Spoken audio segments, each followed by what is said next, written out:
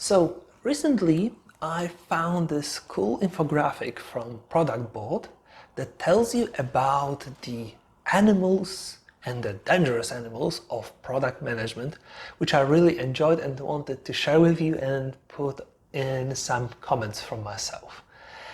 So what are the dangerous animals of Scrum? Well, that's just a collection of four abbreviations that describe different toxic players inside product manager's life.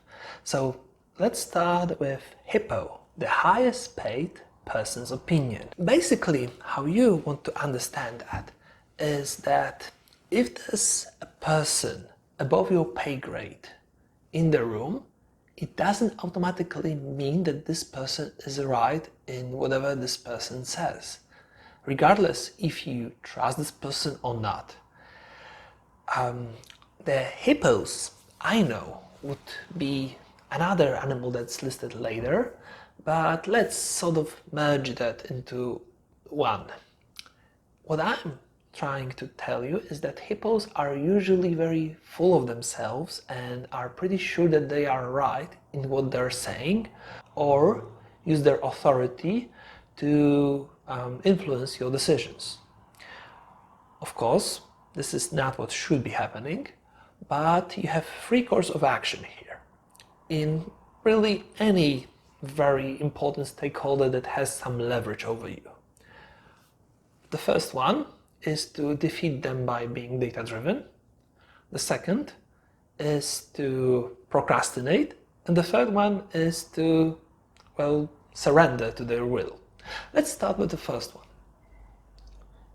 Any opinion about product development's direction is just an opinion until it can be proven, until it's data-driven. What you can do here is ask the hippo to, well, show any evidence of her opinion, or try not to go directly into what hippo tells you to do, but instead try to figure out some easy way to prove or disprove his hypothesis. It's very similar with procrastination, where rather than agree or disagree with Hippo, you ask for time to collect your research, to double check what he's telling you, and maybe ask him the same, that if he did something in the past that made him tell you what to do now, then perhaps he has some documentation and research he can share and convince you that his hippo opinion is not really a hippo opinion, but indeed it's data-driven. But not everyone carries all the research on them to be accessed at any time to be presented to any product manager. So giving yourself a day or two or three time should be fine. And submission. Giving into hippos is sometimes a thing you will have to do. This is a chain of command. This is sort of knowing your place in the pecking order. And while as a product manager, in theory, you have independence to make your decisions, in practice, you're just a part of a bigger whole. It doesn't mean that you have to straight up agree to everything, but you shouldn't beat yourself up if you have to do something that you don't fully agree with. We discussed that in the chapter about communication, and just remember not to create boogeyman, and if you accept doing something, then act as if you truly believed in it in front of the team. So the second animal of product management is wolf. Working on latest fire. I've been a wolf, definitely. This is something that junior product managers will tend to do because stakeholders will have a lot of influence over them. They won't really have the concept of value yet. They wouldn't understand how important it is to stick to the vision and strategy and try to push it forward. And instead, it will always be fighting the bugs or getting the biggest client or helping the department that suddenly found itself a great opportunity. It doesn't mean that the more senior product managers will never change their plans because something will come up. Don't get me wrong, the wolves will just do that persistent for extended amount of time, and they won't push any long-term agenda because they will be too focused on dealing with the current fires. But that's also what will happen in young startups. You'll be constantly dealing with fires and something that needs to be changed very quickly, and that's okay. That's how startups operate. It gets only bad if you are a wolf in a mature product with big team and you still can't maintain the right pace of realizing your vision. This is where you have to notice that something is wrong and act on it. So what you can do is, well, do your work very well. Prepare the roadmap ahead of time, plan your sprints ahead, and when you see that you can't maintain this plan, that means that either the company is very unstable or you're doing something wrong and you need to adjust. Rhino. Really here in name only. Oh, this is really painful because a rhino can be both a stakeholder that you need opinion or comment from, or it can be a team member that's constantly sick or away or in delegation. So what you need to do here is maintain your efficiency despite of rhino.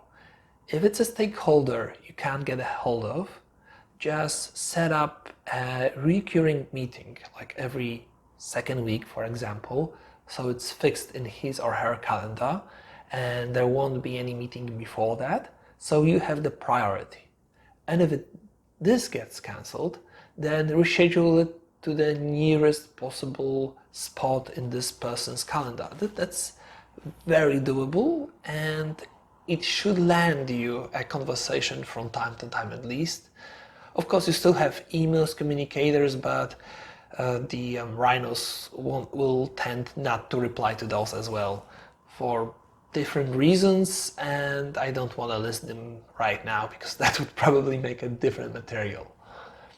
However, what is more bothersome is when you have a rhino inside your development team. It's when you need to have a one-on-one with this person to understand why is he or she constantly missing and figure out a plan on how can you help.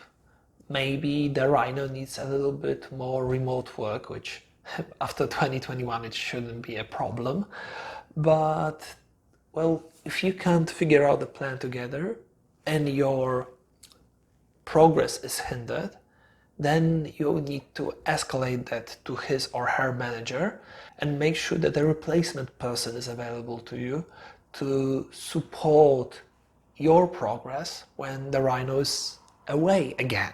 And finally, a zebra. Zero evidence, but really arrogant.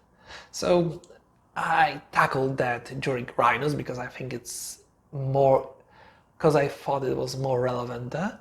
But truly you need to be aware that Hippo Hebras, is the most often case scenario, and I literally had a question on a recruitment interview about what would I do if the CEO of the company came to me and told me that something needs to be pushed to the backlog immediately, and how would I deal with this person, because I was warned that the CEO is very authoritative and likes to micromanage and shift things in company. And the funny thing is that it wasn't really a startup. It calls it as itself a startup, and I won't name the company, but it's in the enterprise that spans multiple countries and delivers food to many people from many restaurants. So if this company has hundreds, if not thousands of employees, I don't think you're a startup then. It's obviously the startup definition is fluent, but the amount of teams and the complexity that was already introduced makes it not really startup. So this have been 4 dangerous animals of product management, and I'll see you in the next video. Cheers.